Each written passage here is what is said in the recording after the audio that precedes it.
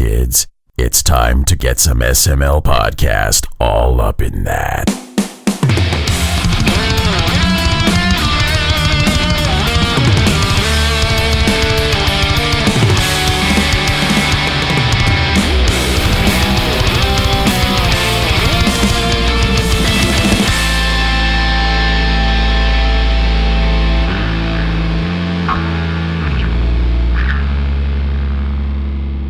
What's up, everybody? This is the SML Podcast. I am your host, Joe. It's another reviews episode. Partycast is going to be here later on, but Tim Ekkebus is starting off the show. Tim, how are you doing?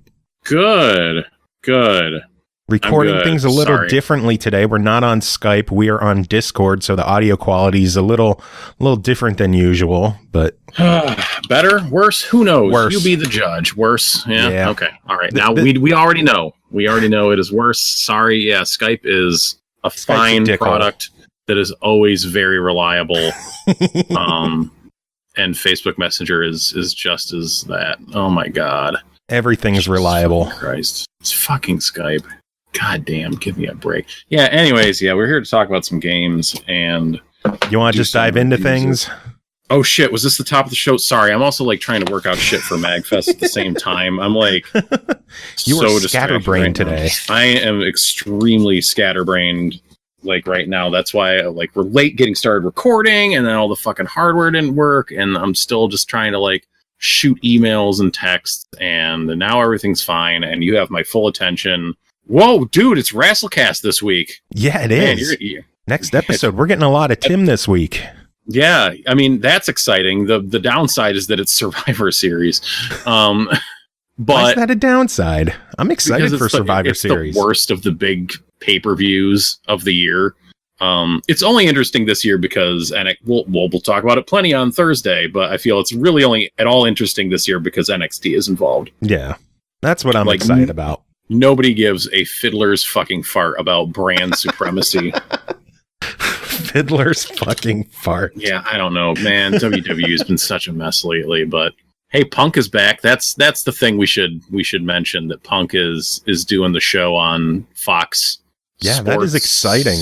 That's cool. It should be fun. WWE Backstage. What did you think when you saw that video? I wasn't surprised, really, honestly. Like, because I'd heard the rumor that he was, interviewing and meeting for it, and I'm like, yeah, that just seems right. Seems like the right thing. That's how he's going to start getting back involved again. Do you think he shows up on Saturday or on Sunday in Chicago? Oh, it's in Chicago? Yeah. No. You don't think he's showing up? Nope. No appearance at all? Nope. I think it's going to be a while. It's going to be an easing in before he actually makes an appearance. Yeah. It's going to be a while. It was a long time that he even was associated with wrestling again, and I think it's going to be a long time before he's actually on the proper WWE side. But there's going to be chance on Sunday. And then everybody is fucking like, "Oh, Punk sold out. I can't believe he went back." Shut up! Fucking chanting his name for years. Shut up! My God. All right. I'm thrilled he's back. I'm thrilled. I can't wait to see what he says. We're recording this before his debut episode on Backstage. Later tonight. So I'm excited to see what he says and what he does. Yeah, should be good. Yeah, should be good.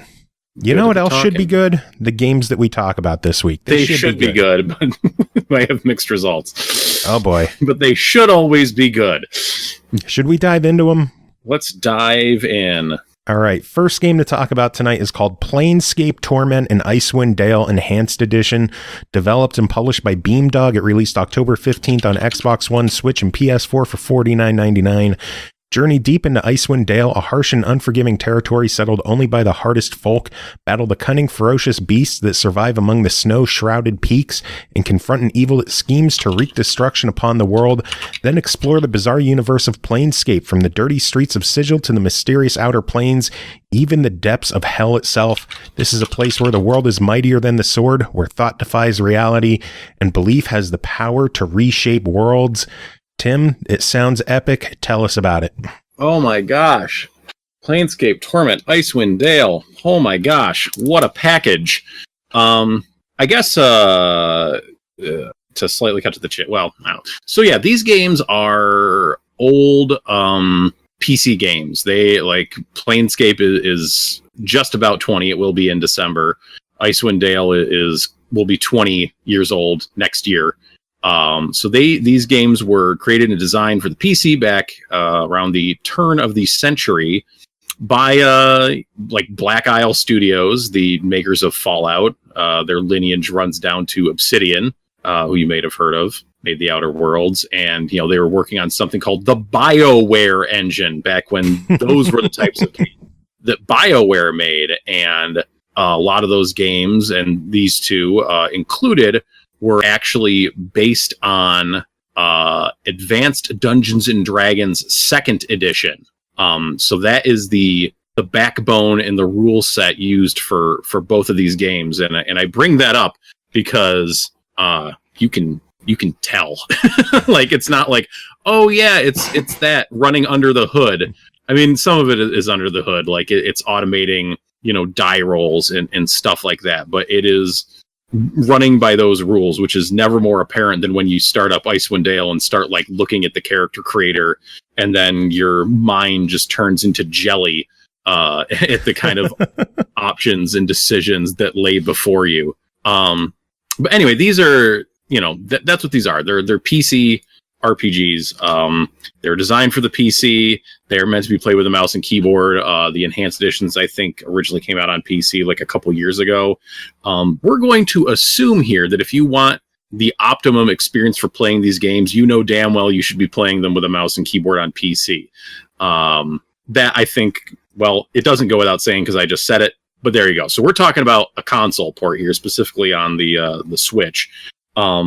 Yeah, so Planescape Torment, and this is where I recommend people start playing first, not just because I think it is, in fact, the better game, but I think it's easier to get into, because in Icewind Dale, you start the game and you are controlling a 6-character fucking party right off the bat.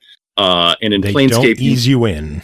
No, they do not ease you in. And arguably, they don't really ease you into Torment either. Like, these games are not the modern RPG where they're going to give you, waypoints on the map. Like, oh, I'm going to follow this quest and it's going to tell me where on the map I need to go to do this.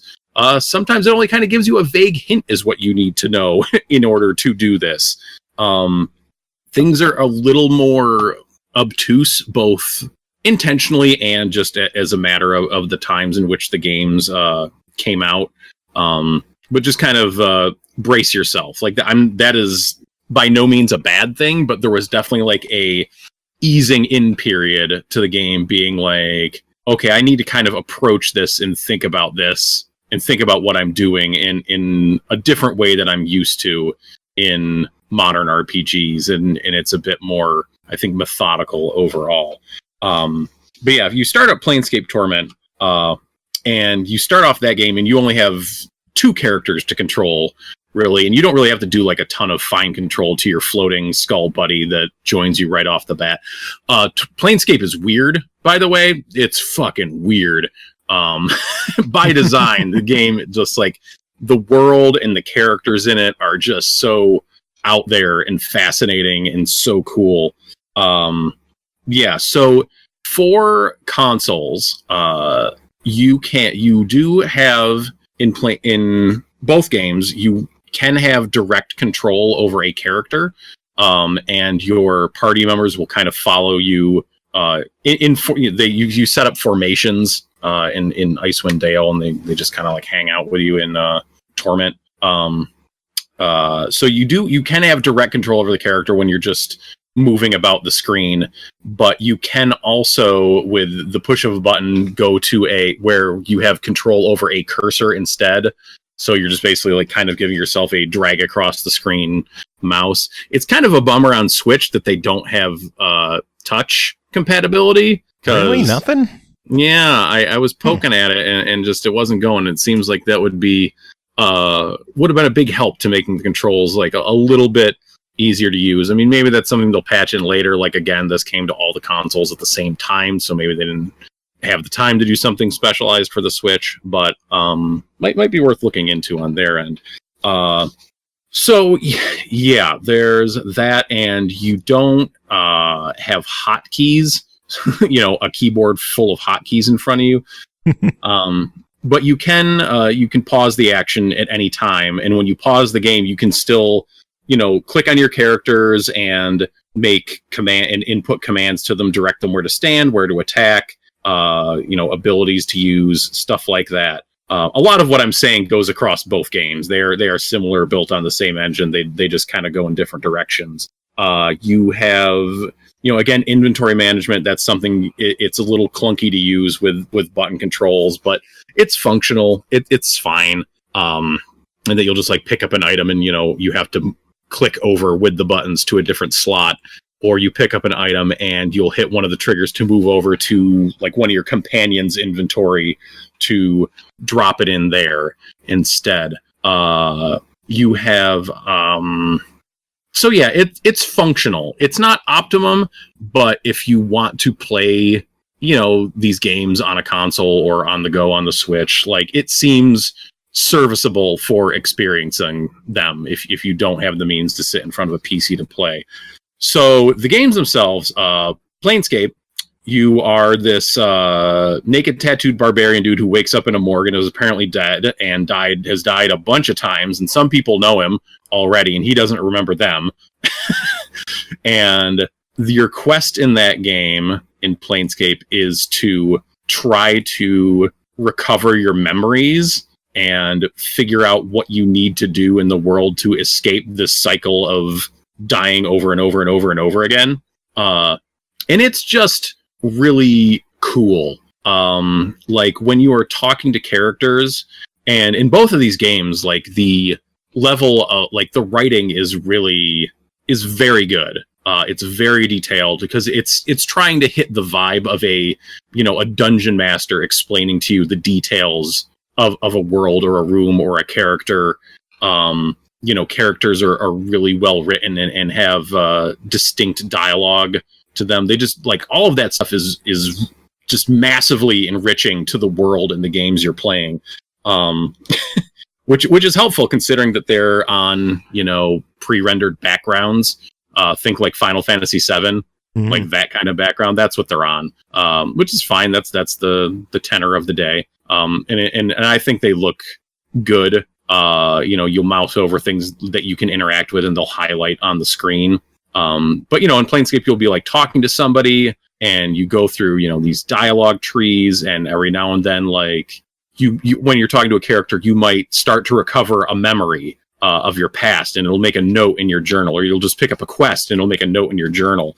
And it definitely pays because when you go into your journal in Planescape, you'll find a quest list, which will give you, kind of an idea of what you're supposed to do next on a particular quest. And then there's just journal entries, which is just this long list of shit your character remembers and decides to jot down, which is important because there's hints in there. Planescape especially is a very cerebral, thinking, more leaning almost to an adventure RPG than an action an action combat based RPG. There's certainly combat in the game, but anyone who has played Planescape apparently will tell you the exact same build to start your character with, which is to jack up your wisdom and intelligence and a little bit of charisma, because that's how you get the most out of the game, because it's a game about talking to characters, and wisdom opens up more, and upping those stats basically opens more dialogue options. And it's just a really cool, fascinating world to explore with a super intriguing, mysterious story. Planescape is a game that has been on my radar of something to play for years now. Yeah. And it was cool to finally get to play it and be oh, okay, this is what everyone's been talking about all that time. I get it now. And Icewind Dale is a much more combat-centric game. Like I said, you start off in that game and there are preset characters to choose from, but you can also make characters. And when you are making characters, you are doing fucking die rolls, you are picking races, you are picking classes and subclasses, and you are picking an alignment, neutral, true neutral, lawful good, that stuff. And it's just like the first time I started up Icewind Dale, I like started looking through that stuff and was like, no, I can't do this right now. I'm not ready. Like, I don't have the time for this right now. Like, I need to set aside an afternoon for this. Kind of really, like, if you're going to get into like Icewind Dale, especially, like, you probably want to do some research as to what all this means, because the game doesn't tell you that. I'm guessing... Hell, I guess that the game at the time must have had to have come with like some kind of D&D source book just so you know what all this stuff was. But it pays, I think, you know, in this day and age, 20 years later, like in both these games to an extent, to like look at some of, you know, what people have written, because there's game facts guides going back years, you know, there's YouTube videos, just to kind of get a feel for like what you're supposed to do if you've never played one of these PC RPGs before.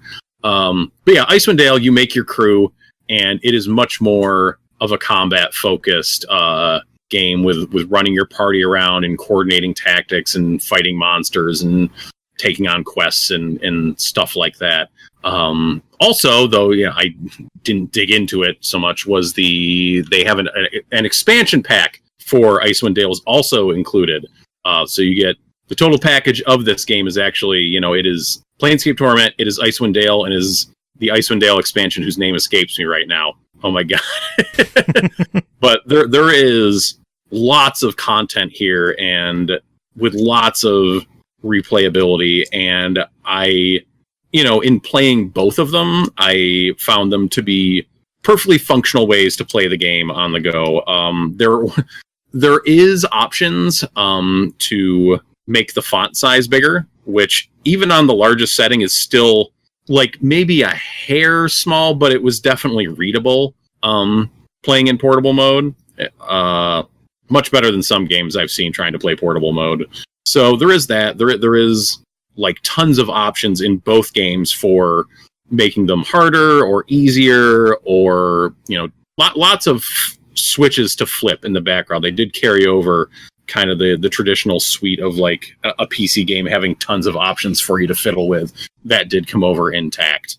And yeah, it's a good package, I think, overall.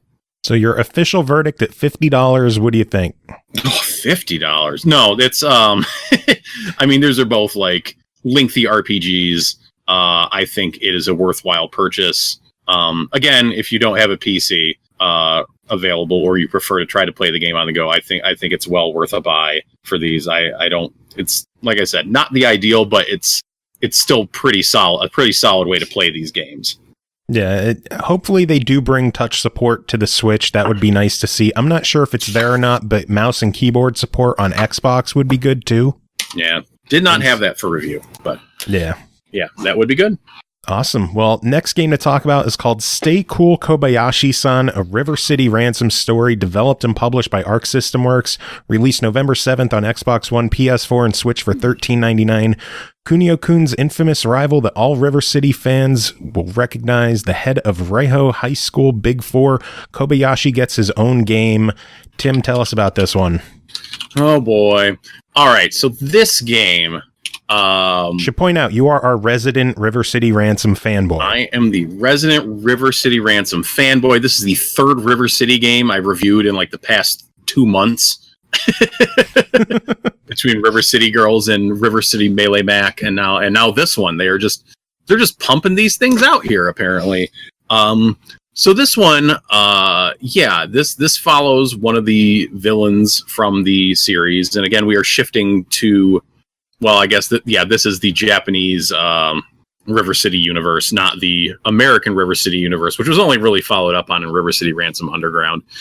So yeah, Kobayashi-san, one of the villains. So the deal is, and you might recall, like a month ago when I was talking about River City Melee Mac, I was kind of complaining that Arc Sys was just kind of like pumping these suckers out, and seemingly not putting a ton of work into them. Mm-hmm. And when I looked up this game and I just took a look at it, I was like, oh, they're not reusing the same sprites that they're using for all these other games, like River City Melee Mac included.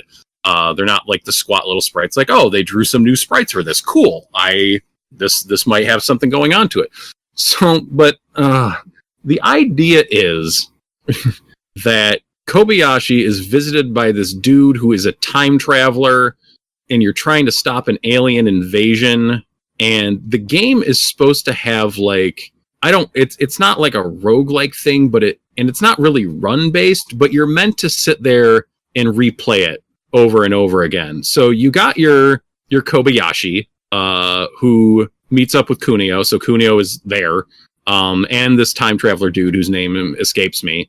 They all meet up, and the game just kind of like unceremoniously drops you into this map and is like, okay, well, you have to fight aliens. You're fighting aliens, and when you defeat 25 aliens of a certain type, the boss alien will show up, and then you beat the boss alien, and once you beat all the boss aliens, then you've basically won the run, and you get power-ups, and then you start over again. So it's an interesting idea.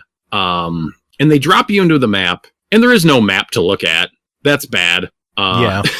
They just drop you into the city, and you start like, you can go in it's open, it's non-linear. You just start kind of running around the city and looking for enemies to pick a fight with.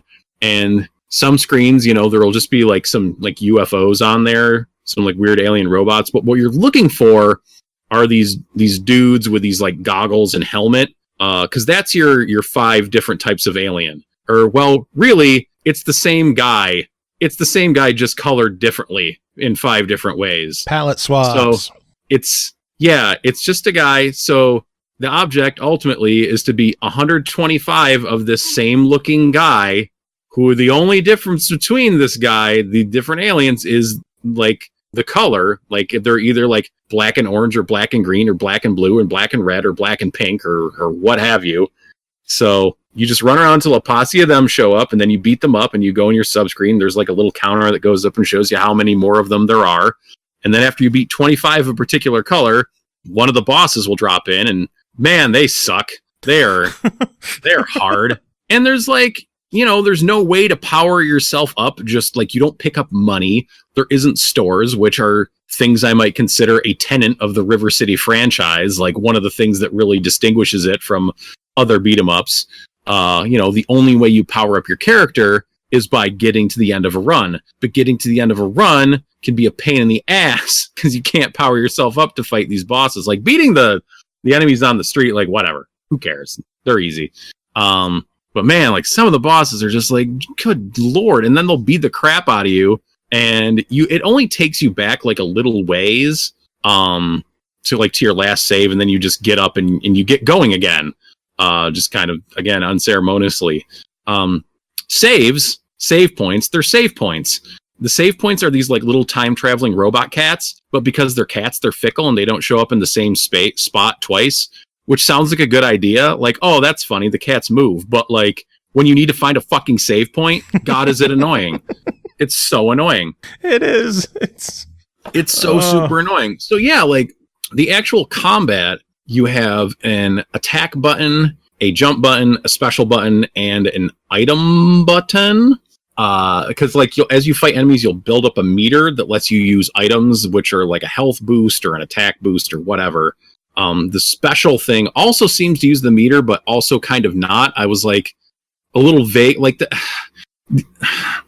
this, like River City Melee Mock, is also pretty lousy in the localization department. Like, yes, it's in English and you can understand it, but it's like just not very natural English. It was translated basically. Yeah. It doesn't feel like it was really like localized, and it does the same thing where just like the typing is sloppy, where letters won't be capitalized at the beginning of sentences, and sometimes there's just like random extra periods, and you're like, well, this doesn't actually affect how the game plays, but it's just cluing me in that like you didn't really take the time to polish this game up like at all.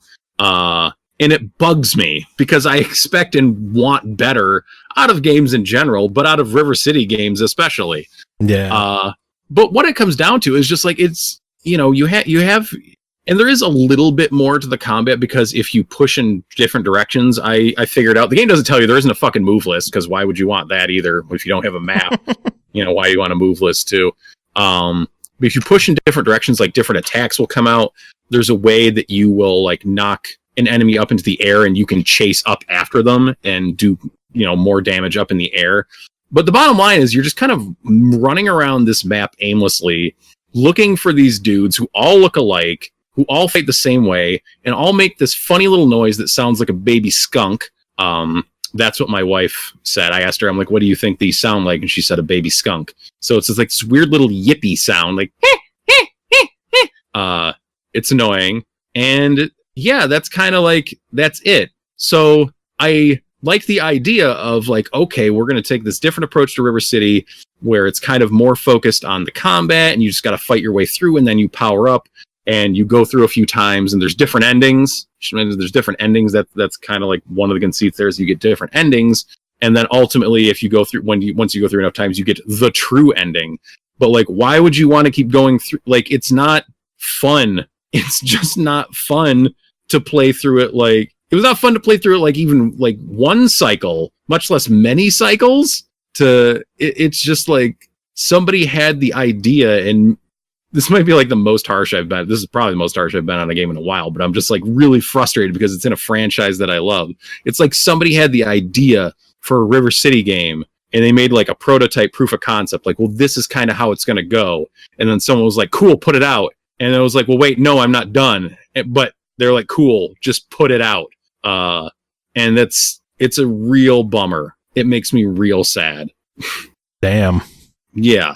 It was just like so frustrating. Just like as a fan of the series, it was like, I can see, like, even though I didn't recommend River City Melee Mock, I could see what they were going for, like, easily. I'm like, it's not far off from being like at least a try or just like a fuck it, why not? Just to get your hands on the game and like kind of screw around and beat up your friends in it. This, I'm just like, why? Like, after I play, playing it for like a few minutes, I was like already like my ire was already rising.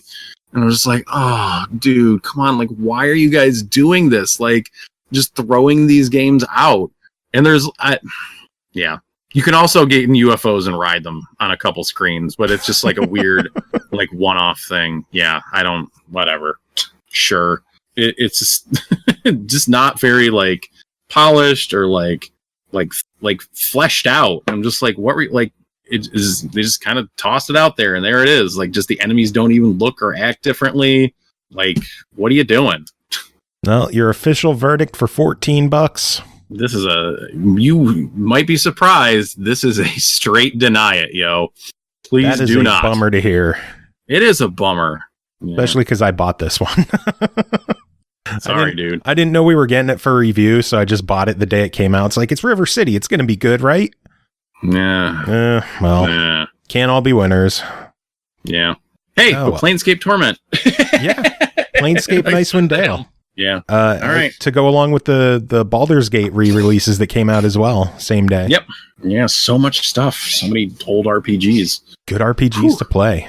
Tim, always a pleasure having you on chat. Thank you, sir. You will be back later on this week. Until then, do you have any final words? I have no final words. You'll get all my words on whenever the Thursday that we record episode goes up, Friday or Saturday.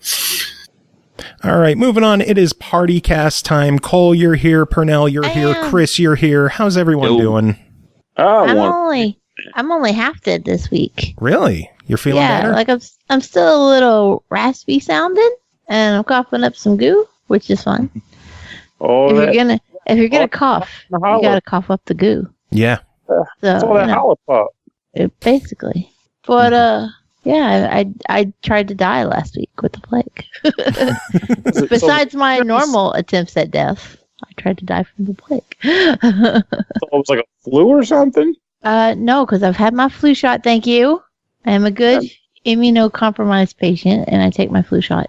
But yeah, I just got a cold from the kids. They go to school. That's the thing that happens. The thing that went through my mind just now was "Welcome to die." Yeah, basically. My house during cold season is basically like, it's fine for everybody else, but for me, it has the sign that says "Abandon all hope, ye who enter here." Yeah, nice. Like, everybody else is fine. My husband had the same cold for 2 days. I couldn't even swallow my own spit for 3. You're now on week 7. Yeah, I will still be coughing up goo 4 months from now. Sweet. It never gets better. Oh boy. So that's something to look forward to in the coming episodes. You know it's gonna happen. Like I'm already trying to fight back a cough. Welcome, folks, to another gooey episode of the SML podcast. But I mean, last time last week, I literally sounded like this. Yeah. And I couldn't talk any more than that. And that was it. That was all I had. And that's why it was just the three of us last week without her, and that's why it sucked last week. Hey. I will admit, Cole is Cole makes it better, but we didn't suck now. Come on. Oh, we were awful. We were not. See, all this is some. Can you imagine how much better last week's show would have been if I'd been here like this the whole time? Oh, we could have yelling at you for everything. Could have made fun of you the entire show. Yeah. I love a good haunted podcast. Haunted podcast. Welcome to another episode. It was bad. Like, as bad as I sounded for the Thursday show was nothing compared to how I was on Tuesday. 2 days makes all the difference. I'll sound terrible on Tuesday. Well, because Tuesday I was hoarse and like I couldn't swallow or anything. Like I was literally just spitting out my saliva because I couldn't stand to try to swallow it. But you eventually became a T-Rex and then everything was better, right? No, I didn't get to be a T-Rex. I still got long, normal people arms and it sucks. Wait. I've never heard anyone say, I wish my arms were shorter. Look, do you know how nice it would be to have an excuse for not being able to reach the top shelf? That's not a good thing. Wonder how cool it would be to have an excuse to not wipe your ass. Right. Can't reach. Fuck it. That's why you wish for retractable arms, not short ones. Yeah. But no, because if they're retractable, then like my husband would be like, no, bitch, go get it yourself. But go if they're short, gadget. they could be like, look how little and sad I am. Please go get me things. He doesn't have to know your arms are retractable. That's called a marriage secret. I mean, I sit here and I say that like I don't already play off the fact that I have a stupid disease to do just that. Mm-hmm. Like, Yes, I sit here on a regular basis and I'm just like, oh, I'd really like a snack, but man, my shoulders hurt. I don't think I could reach up in the cabinet today. Get it yourself. Just push through the pain. Yeah, but my arms are also short. Oh, shit. All right, hold on a minute. But no, see, like, I love my husband, but he's a sucker. It's a good thing no one listens to the show or else word would get back to him. He wouldn't care. He didn't admit it, too, because he's like, oh, you don't feel good? Okay, I got everything. I'll cook dinner. You sit there. Look, after I broke my leg mopping, I haven't mopped in 1.5 years. I mean, I wouldn't. He's terrified of me doing literally anything and getting hurt. So he's just like, sit there. Oh my God. Like, oh no, I guess I gotta watch TV again. And I'm like, well, Need for Speed ain't gonna play itself. Unless you're me, it'd be like Rock Band won't play itself. Yeah. Call of Duty Slay the Spire isn't gonna play itself. Rock Band is getting to the point where it has to play itself now because I don't know what Xbox did, but they broke the game. In Xbox's defense, you're literally the only person in the world who has 3,000 items for a No, Rock Band. there's a couple of us, and all of us are really, like 4 really of pissed you off. in the world. Yeah. There Why are are you literally pissed off dozens still? of us. There are dozens of us. Like half a dozen. Literally half a dozen of them. Like, this is no exaggeration. When you start the game, there's the title screen and you hit the start button and it says loading. And then, like, I don't know, 30, 40 seconds later, the main menu pops up and you get to move on with the game. Not for me. It took me over 20 minutes for the main menu to load up. Ooh, I timed it. That's not good. Yeah. Wow. It was so bad, I decided, you know what? I'm going to try doing a fresh reinstall of the game and see if that works. And because, you know, I have so much shit, it takes forever. It took 4 hours alone for all the items to queue up. This could be one of the rare times where someone could actually write into a comment to tell how to way to neglect your super fans, man. Jeez. And actually be true. Because usually some guy's like, I bought one of your games, but I play it a lot. I'm your super fan. Like, no, you just bought the game. You want to hear from me. You're like, no, I bought literally every DLC you ever released from the beginning. I'm missing 3. Oh, no, not 3. Yeah. Oh, it sucks because you can't buy them anymore. So I'm literally missing 3 that I can never buy. What, were they promo items or were they tracks No, that got they were taken down for licensing? Licensing. Oof. Were they at least sucky songs? One was a Fleetwood Mac song, and then 2 of them were the Naked Brothers band from Nickelodeon. Yeah, you made out better that way. I should have bought them. I don't know what I was thinking. Well, I'm okay with Fleetwood Mac at least. Man, don't beat yourself up over missing the Naked Brothers band. It hurts, man. The worst part is they were only $1 a song, so I could have bought them and been like, oh, well, it's only a fucking $1. Big deal. I'd buy shittier games for more on a regular basis for this show. I could have easily justified $2 on 2 songs that I would play once and never again, just to have them like all of the other things that I just have to have in Rock Band. Mm-hmm. Here lies Joe Cam. He really wishes he had the Naked Brothers. Yeah. It's like, Fleetwood Mac. No. It's more so about the Naked Brothers. Fleetwood Mac will return on like some kind of like weird promo package. No, I doubt it. Was it really like you don't foresee like the potential for like another Fleetwood Mac package coming out and then just bringing back the classic track to go with it? I doubt it. Who knows? Maybe hell will freeze over and it'll happen, but I doubt it. They've never brought back any songs that were delisted except for 2 songs. Soundgarden and Red Hot Chili Peppers were in Rock Band. I think Rock Band 1, and then when it went over to Rock Band 3, they were removed from the game due to licensing, and they brought them back in Rock Band Blitz, a whole new standalone game.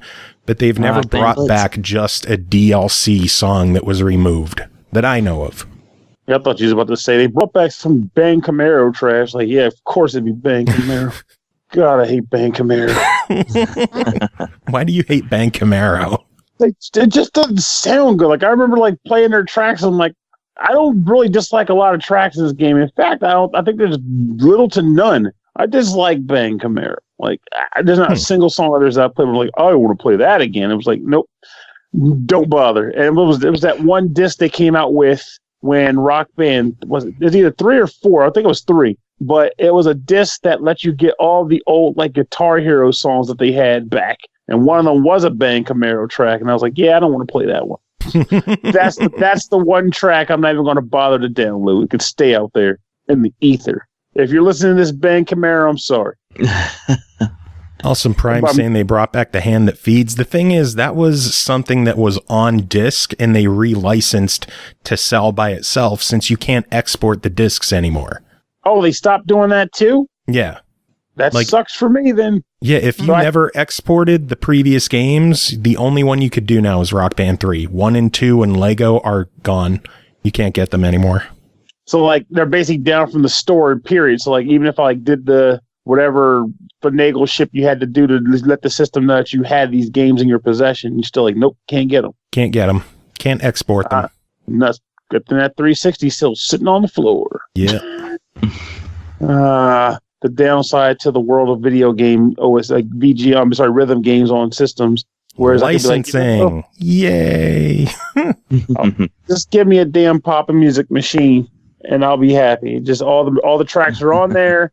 They're not going to take them away from me because it's mine, and that's good. Leave it as is. I'll just play my copy of Guitar Hero with Jimi Hendrix Spanish Castle Magic with no lyrics. Exactly. Sometimes that's all we got, and damn it, we like it. We're happy to have sort of that. Uphill both ways in snow. Yeah. But man, did we rock in the snow. Uphill both ways. Majesty. Uphill both ways with our guitars. The fandom, the fangirls, oh, they loved it. They loved it as they dropped one by one due to the extreme temperatures. But they loved it. They did love it. And should we get to some games? We got 4 games to talk about left this episode. Should we just get into this and get over with? Yeah, especially because I got laundry to get out. I gotta get this dryer running so I can go to bed before 4 a.m. If we keep these reviews short enough, this episode could be under an hour and a half. Oh my god. So if you guys don't take 20 minutes per game, it's going to be good. So, oh man. But I think that don't the companies want us. Yeah, Cole. Rude. Don't the companies want us to take 20 minutes per game and talk about all the majesty that we're selling to our fans? You know, the funny part is sometimes I talk 20 minutes about a game that only took me 15 minutes to complete. I know. Fucking Rally games. Even with Rally games, I'm still having trouble figuring how that's possible. I'm telling you, there are Ratalaika games you can complete in 10 to 15 minutes. And yet somehow I find a way to talk about them for 20 to 30.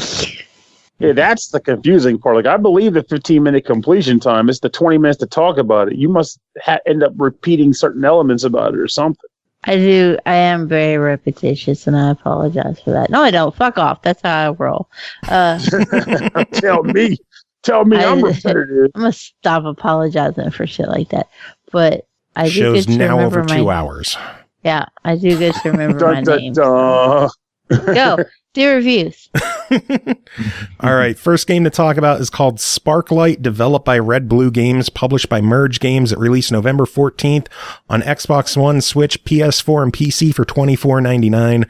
Sparklite is an action-adventure set in a whimsical and ever-changing land, battle foes in top-down action using an arsenal of gadgets, guns, and gear. Gear up for adventure and explore dangerous corners of the procedurally generated world, take down titans of the mining industry, and harness the power of Sparklite. Also, there is a baller banging soundtrack. I gotta give full disclosure here. Our friend Dale North did the soundtrack for the game, so that's why I'm not reviewing this one. Otherwise, I probably would have been all over it. But Pernell, talk about Sparklite. So you're saying that because... So I can't be all over it. Is that the challenge I got to work with here? Because I could do that, but I mean, you can be all over it if you want.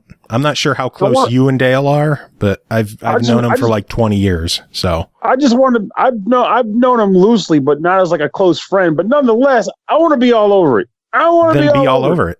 Yes, buttery goodness. So Sparklite is actually. So the best way I could think of to describe it before even going into the game proper is I would consider it to be a roguelike light and the ways the gameplay loop is structured. So the idea behind the game is that you play as a girl named Ada, which I just realized I don't think you did the usual spiel, the descriptive for the game. I did. I missed it. I was so wrapped up in being all over the Dale North OST, I just dropped it. Proud so of you, the idea is, you know how I be, man.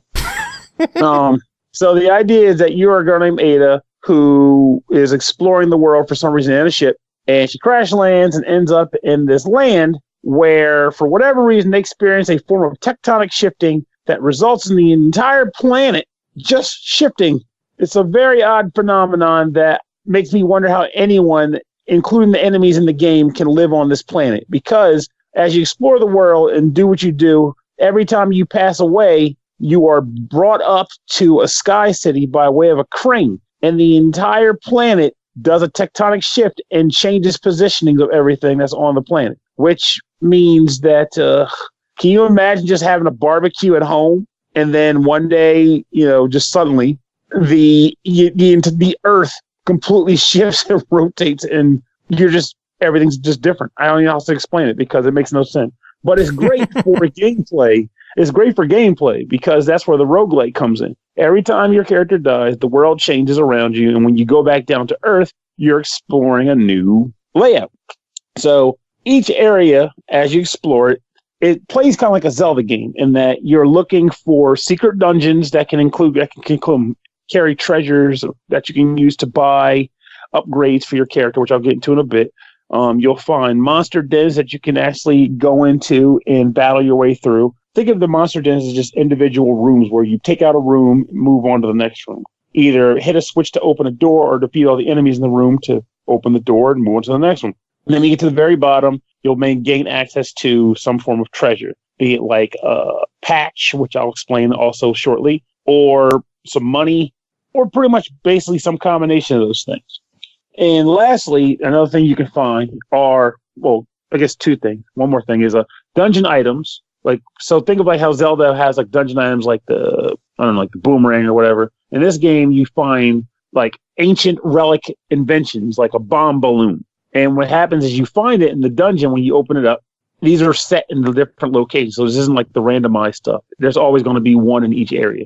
You find the item, and there's like 3 or so rooms that allow you to learn how the equipment works. And then after you get to those 3 rooms, you have to put the item back onto another pedestal. And then you lose it. But you gain the schematics that will allow you to build it back at the home hub when you go back. So once you use currency that you acquired in the game world, being called Sparklite, to purchase table space at a workshop, you can then build the gear that you find in these tombs or these dungeons and then use it in your inventory going forward as you explore the world. And that's honestly how you'll end up doing a lot of things as far as combat or destroying rocks to find secret rooms or things of that nature.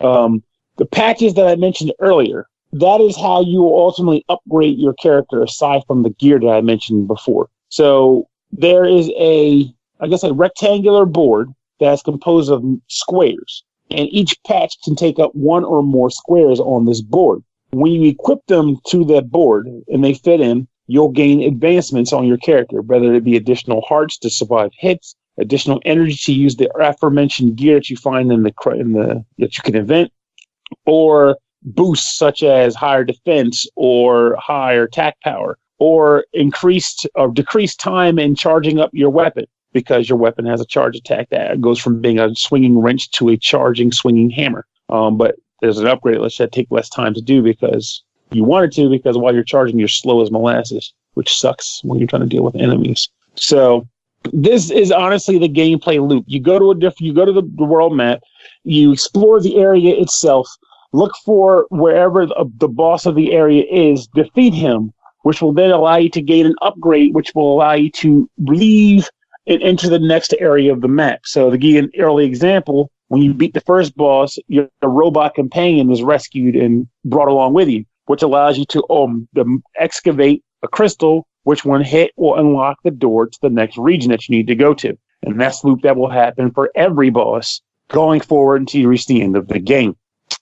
Now, it's interesting because this is honestly a fun game, but the problem, depending on what you look for when you play roguelites and such, is that death in this game there's almost no real, you don't really fear death in this game, because typically in a typical roguelike, when you die, you lose pretty much dang near everything. There might be some upgrades you can get later, but for the most part, you lose like everything you're holding, which makes it very stressful to die.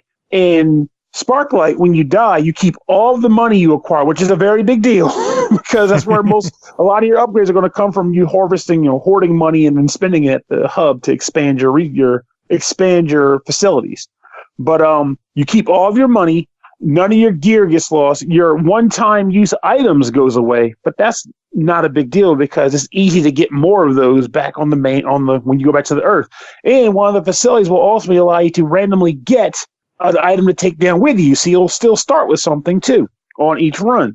So whenever I would die, sometimes you'll collect money and say, for example, your board might cost $500 to expand, which means you'll be able to equip more patches to make a better character. You might reach $500 and go, you know what, screw it. Let someone kill me because I want to go upgrade the board. I don't even care about what I was carrying because none of it matters. And you'll die and you'll go home and you'll upgrade and you'll come back. So is that really a bad thing? No, it's not. Unless you play roguelikes specifically for that challenge. If that's your aim, then you will not be getting that challenge in this game.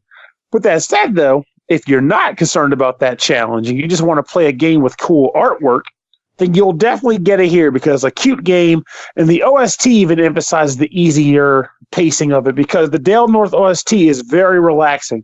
With the exception of the boss themes, pretty much all the tracks in this game are actually very relaxing and calming. It's a very nice OST, and one that I actually haven't been used to lately. Most of the games I play lately have pulse-pounding music or something to get you on edge all the time, with the exception of, like a Falcon game where like a town might have some relaxing music or something.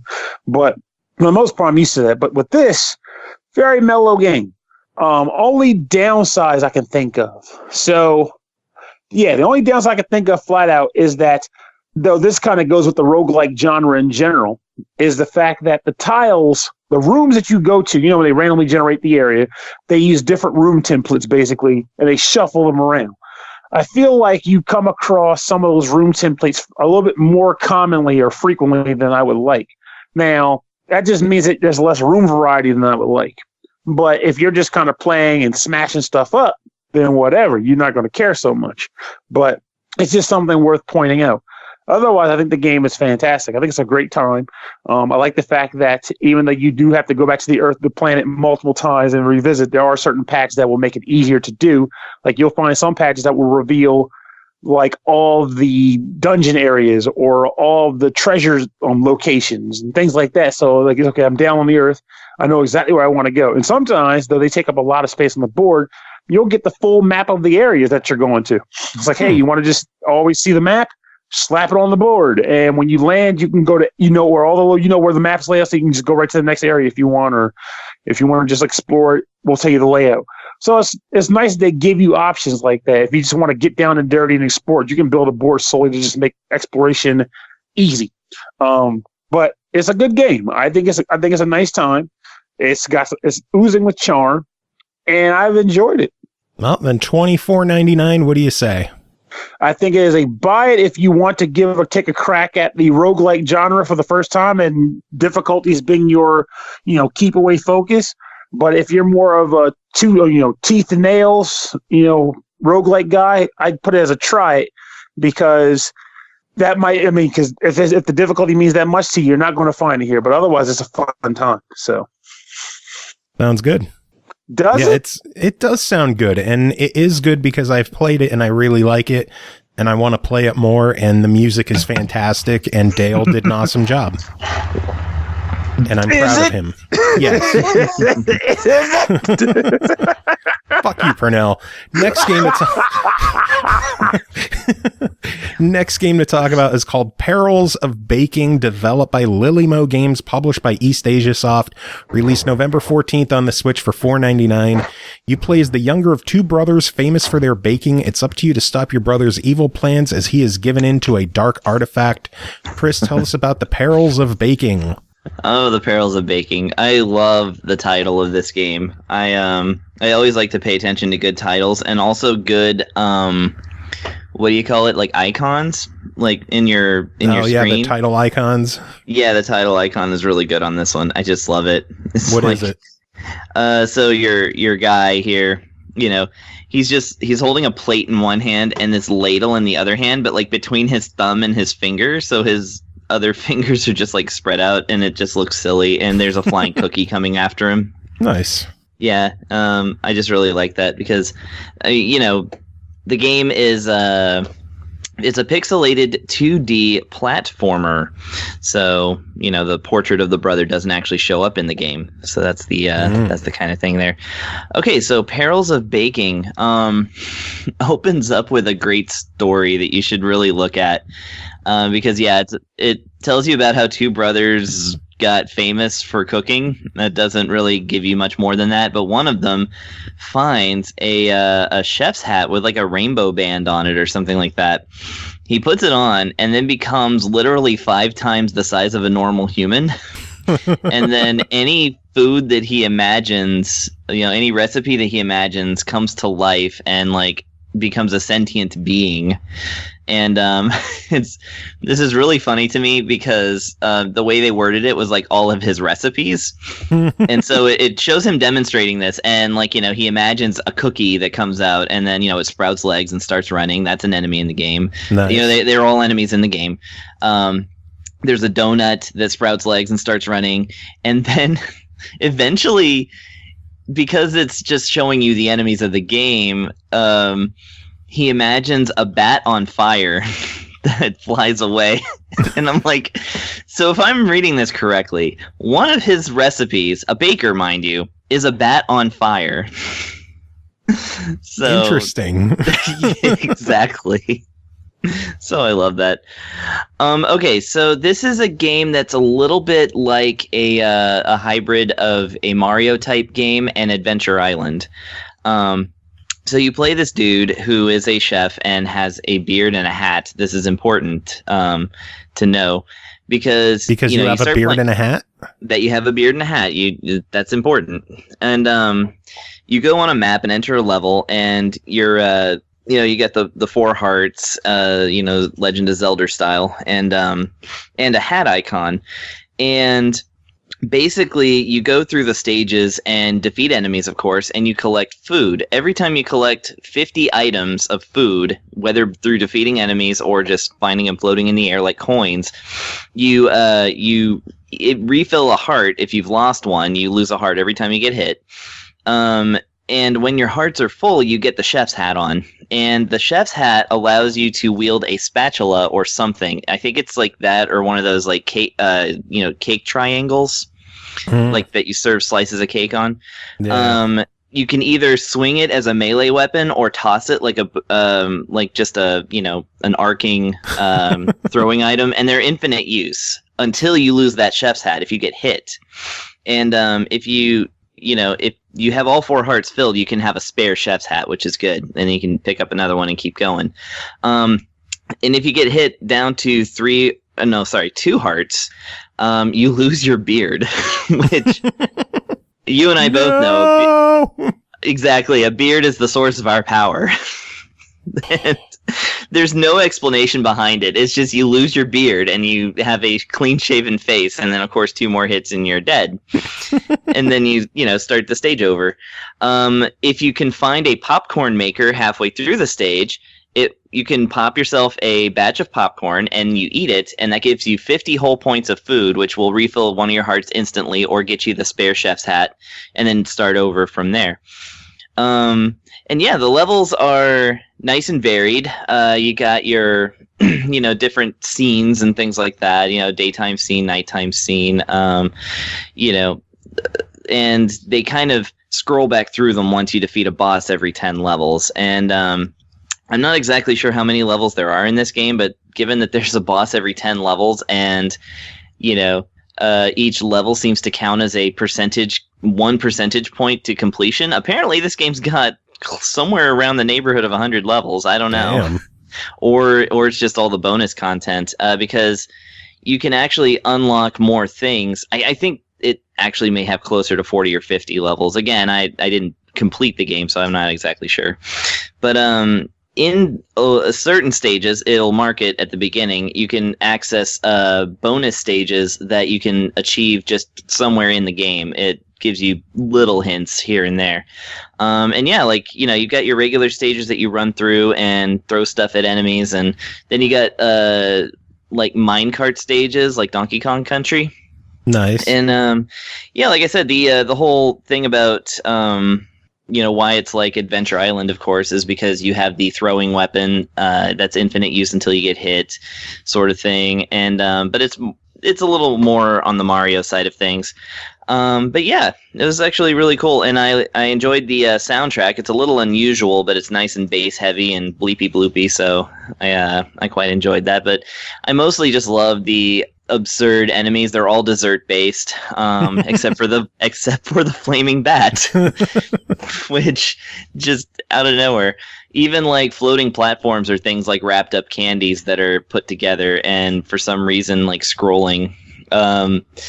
And yeah, the only thing that I could take away from this game really is the fact that the camera stays on your character and keeps them in the center. So when you jump, the entire camera moves. Oh, man. Yeah, you can become quickly disoriented if you're not used to it. Plus, when you run with the Y button, which is also your throwing weapon button, if you run with that, then that actually he runs really fast versus his fairly slow walking, so it kind of really starts to ratchet you a little bit. But having said, the game never really gets super high on the difficulty, so those are just minor annoyances that you just kind of get used to. But just something for all the 2D platformer inventors out there. If you're gonna force your camera to follow the movement of your character, then make the levels make it to where that works, because if it's just like following you around like that and like you have to move the entire level every time you jump, that's just gonna make the players nauseous. Yeah. Having said, though, I really appreciated the amount of content and the quality of this game for the price. So $5 your verdict? Yeah, $5 if you're looking for a 2D platformer. This is a good one. I think it's just about right. Like I said, the thing I appreciate the most about it is the personality and the weird ass story. And and by the way, your 20-foot tall brother is like basically the boss in every world. It's not, like I said, the backgrounds and different types of stages tend to repeat sometimes, but I mean, really, they gave you as good as you're going to get for $5. So I say go for it. I will. That one sounds ridiculous, and the flaming bat, I think, sold me. I'm having fun with it. Even though the flaming bat is not a fun enemy to fight, it's still... I just love how ridiculous it is in the context that I provided it in. Yeah, I love ridiculous. Me too. Next game to talk about is called Valfaris, developed by Steel Mantis, published by Big Sugar, released November 5th on PS4, November 15th on Xbox One for $24.99. Set in a far corner of space, Valfaris is a heavy metal-infused 2D action platformer and the next game from the team behind Unity Award finalist Slain Back from Hell. Brutal combat, deadly enemies, stunning pixel art, brutal soundtrack. Get ready to rip the galaxy a new wormhole. Pernell, tell us about Valfaris.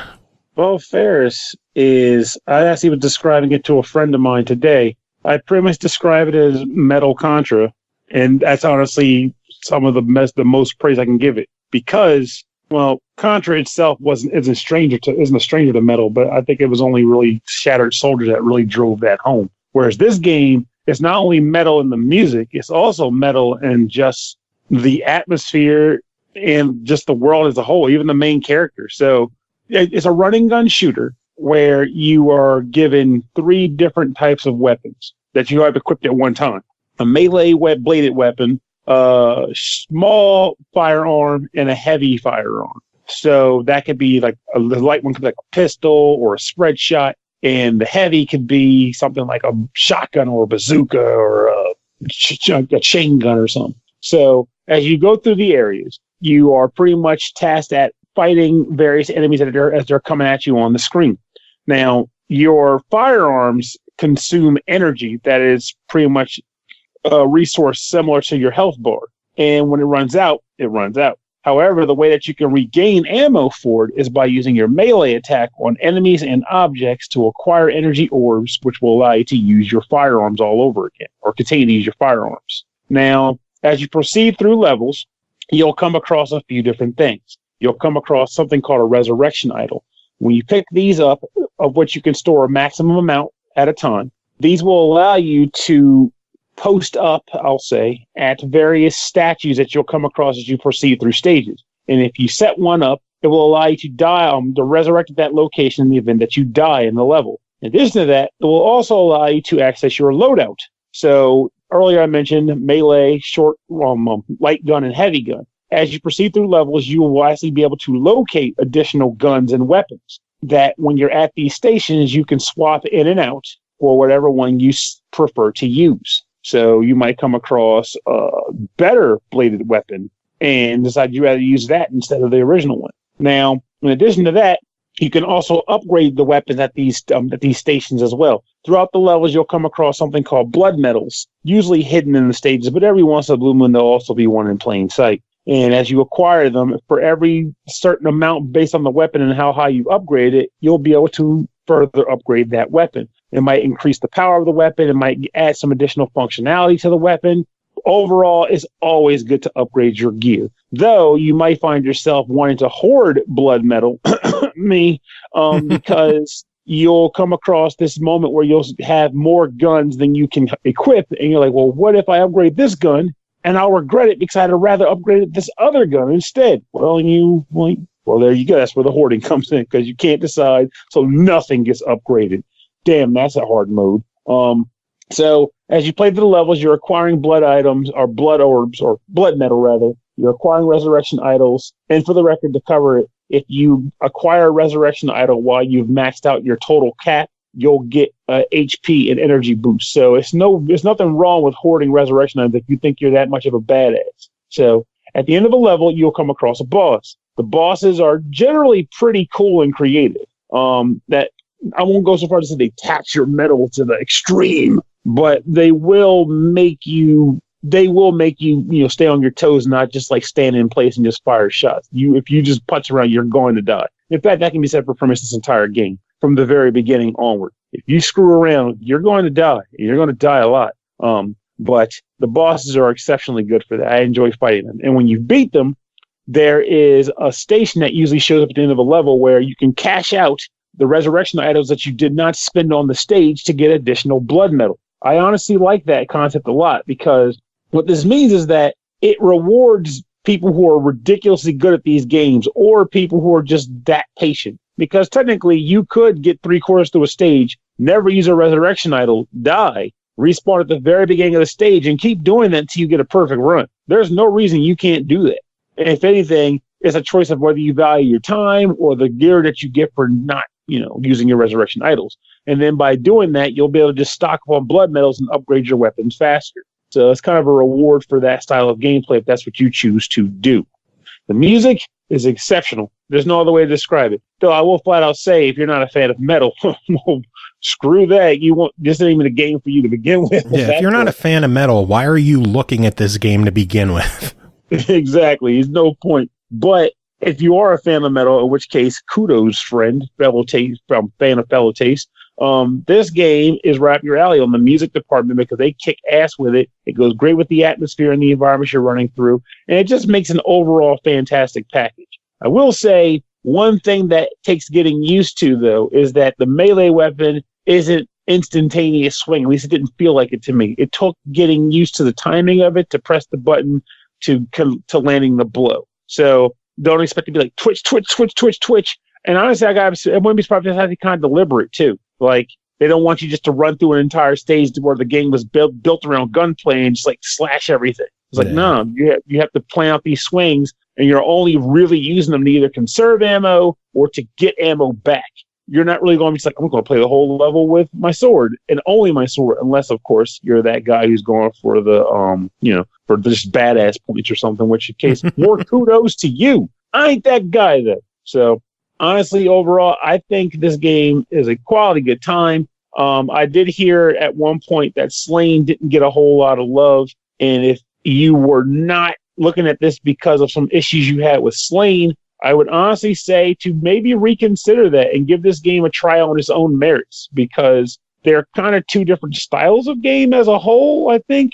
And in addition to that, from what I've been reading, because again, I never got to play Slain, they've made improvements, like compared to like how that one felt and how this one feels. So honestly, I think it still would be worth giving it a try, if not just to let that game dissuade you from trying this one out. Well, then $25. What is your official verdict? I think it's a solid buy. Between this and Blazing Chrome, I don't feel so bad about Rogue Corp sucking a crapper. I enjoyed Rogue Core. It wasn't great, but it was enjoyable. Would you say it was Contra? No, you got me there. Yeah. See, I'm not gonna lie. I'm not gonna go so far as to say the game is just utter trash, like kind of just did. But it's more like when I buy a game with the Contra name on it, I want Contra. So, like they mentioned the ammo issue. I think that's an interesting mechanic of a game to make you kind of like juggle guns. But I don't want that when I play Contra. No, I want to shoot. You just want to shoot everything. Exactly. So that's why I was like, why didn't they just call it something else? Like, I don't know, just Rogue Core, and just drop the Contra entirely. Could have been interesting. I thought that's what they were doing at first when the trailer was first announced. I thought it was just Rogue Core. Now, honestly, it came out Contra Rogue Core, and it suffered because of that, I guess. I mean, I think so, because, I'm going off tangent, but that's what I do. But, yeah, you're the tangent master. We're so close to the end, and you want to go on a fucking tangent. Yes, but this is a good tangent. But, like, if you go back and, like, listen to a number of reviews that people did on Contra Rogue Core, you'll notice that most of them were referencing it as a Contra game. Like, they were very specific about it, which makes me believe that if it weren't a Contra game, they would have probably fared better in the grand scheme of things with people. Probably. Anyway, the last game is not a Contra game. It is called Biolab Wars, developed by Colibri Game Studio, published by Forever Entertainment, released November 15th on the Switch for $1.99. Inspired by the 8-bit games and by the movies of the 80s, your goal is to blow things up, defeat aliens, and fight bizarre bosses in this platformer 2D with classic mechanics. Chris, tell us about Biolab Wars. I got bad news for you, Joe. What? It is a Contra. It is Contra? Well, son of a bitch. It is. It actually is. No, it's a it is an 8-bit run and gun. And but it's not called Contra. No, it's not called Contra. It's called Biolab Wars. Contra, Biolab Wars by I was Konami actually- and Forever Contra Entertainment. Spirit. I was actually worried that it was like gonna, like, when I saw just the title when you asked if I was interested in this one, I hadn't heard of the game, so I naturally assumed by Biolab Wars that it was like some kind of like a simulated like war strategy game between like two plasma donation centers. But and I was like, I don't know if I'm gonna have much fun with that. And then I looked at the screenshots and I was like, oh hell yes, I will take this. Biolab Wars, yes. So this is another 8-bit throwback game. It features, like I said, the running and the gunning. And this is one of the games. Okay, so this one, as well as the last one, is just packed with personality, and I love it. Like, as soon as the intro comes up, you're just like, yes. It's like, and it, you go to the character selection screen, and you're just like, yes. And I even recommend actually doing the how to play, because even though this is an extremely simple, like, to learn game, because it follows a lot of the Contra rules, it's like it's actually funny, and it's like really I just really love it. I did the how to play twice just because I thought it was amusing. So yeah, you select your characters. You either have a dude or a lady or a dog in a robot suit. And so that's, of course, a dog in a robot suit. Yes, his name is Teddy. You're selected. Yeah, exactly. His name is Teddy, and he is the goodest boy. Oh. Yes, and he even has lines of dialogue in the tutorial, and I just love it. He's just like, he's like, you got to defeat those worms. I hate worms, but you know what? I love cookies. Can I have a cookie? So, and yeah, like, they all three control exactly the same. So really, it's just down to like, which one do you want? The dog. And the right answer is Teddy. Yes. Yeah. So you get into this game, and the backgrounds are great. The levels are varied. Level 2 is an auto scroller, and they talked about the bizarre bosses, but man, so as with a game of this ilk, it turns out that aliens are behind everything, and so you have to defeat some aliens. But sometimes you just have to defeat like more terrestrial bosses. The second boss I'm going to call out or shout out as my favorite. It is Trucker Baby, because while you're like rolling on your motorcycle or scooter if you're Teddy, and shooting all the bad guys and stuff, this truck appears out of nowhere, and behind the wheel is just a giant muscular baby with a pacifier, and he's Trucker Baby. Okay. Well, you're doing a very good job of selling this game. I know. I'm already sold. I know. And like, basically, it's all these bizarre situations. And yeah, you have 4 different weapons, I think, that you can equip. They're all just higher powered than your regular pew pew gun. You got a spread shot, a laser shot, and you also get grenades that you can throw, and they're pretty good high damage, especially good for bosses. Because I exclusively use them on bosses, because all the bosses are weak to grenades. And yeah, like, basically, you just run through the levels and win the day. And like I said, each one just has like, great pixel art, great soundtracks. I was like really surprised at every turn. Now the only complaints, I do have a couple.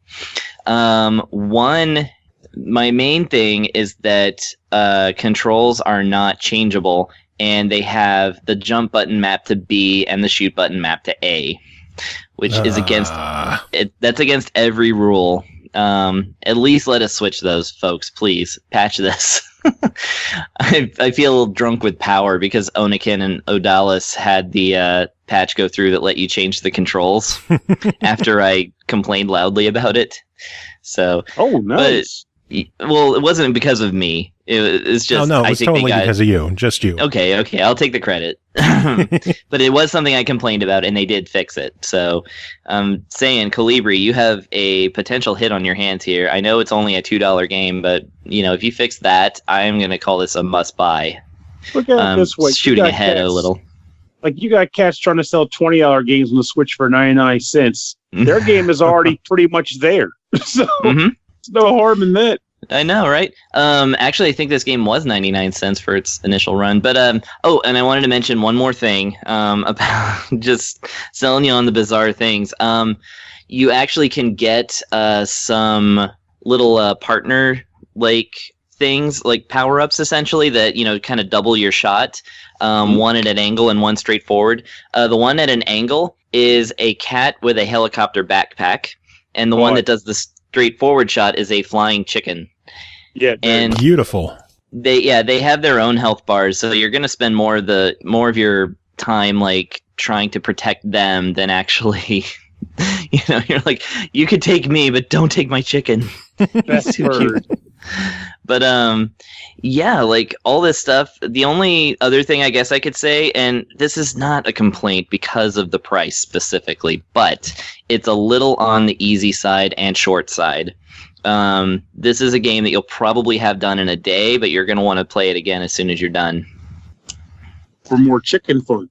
Yeah. Yes, for more chicken fun. So I guess the only question is, $1.99, how worth it is it? This is one of those gems in that glut of $1 to $2 games that we see all the time and that keep showing up on the the greatest hits, or not the greatest hits, but the bestseller list, Yeah. Which I always buy them when they're, like the 1 penny game and the 4 penny games and like things like that. I'm like, I'm a sucker. I'm going to get it. But no, this one is actually, I think, worth your time, which is, arguably more valuable than $1. True. Or $2. But yeah, no, I think they did a great job on this one. And I really am looking forward to seeing more from this developer. And hopefully a patch that lets you change the controls. Yeah. Like I said, even though I think it looks and sounds great, the controls could probably use a little tightening up. Like, there's so many things that are just little things, and none of it takes away from the game because the game's not especially hard. Yeah. To me, it's just the controls. That's the only thing I would say. Please, let's have this going. And by the way, a note, because I've been making this note in my reviews lately, neither of the games I recovered this week are playable with the NES controllers. Oh. Because they got too much riding on the Y and X buttons. So yeah, well, this one you could play, but you can't throw grenades, and you're gonna want to throw grenades. So yeah.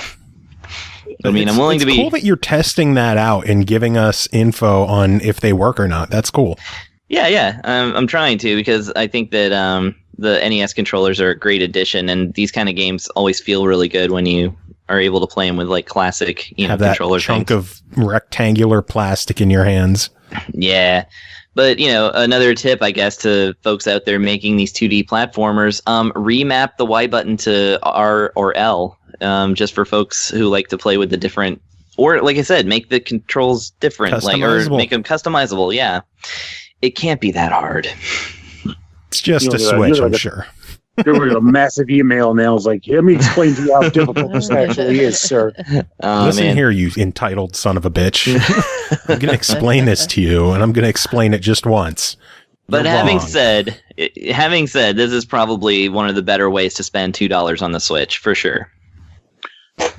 Also, I've been riding this song, like, you just mentioned the name of that monster, like Trucker Baby. I'm just like, Trucker Baby, just hurry down the highway tonight. That's all I've been thinking about this entire review since you said this. Like, crap. I didn't mean for it, but yeah, Baby Trucker is VIP. Well, no, I guess Trucker. Teddy's VIP. The Baby Trucker is most improved. I don't know. All right. Well, that is it for this episode. Thanks, Tim, for coming by and doing his reviews. Thanks to all of you for being here, doing your thing. Thank God it's a short one. Where I can finish my laundry and fold it before going to bed. Nice. The laundry fairy is set. Right. That's right. Until All Cole right. takes over. I'm not taking over. You're going to come over here and do my laundry. See, my arms are too short, and I'm sick. I got these itty bitty T-Rex arms. I can't reach. I need help. Oh my God. Cole, do you have any final words to end the show? No, I already said I need help. Someone help that woman.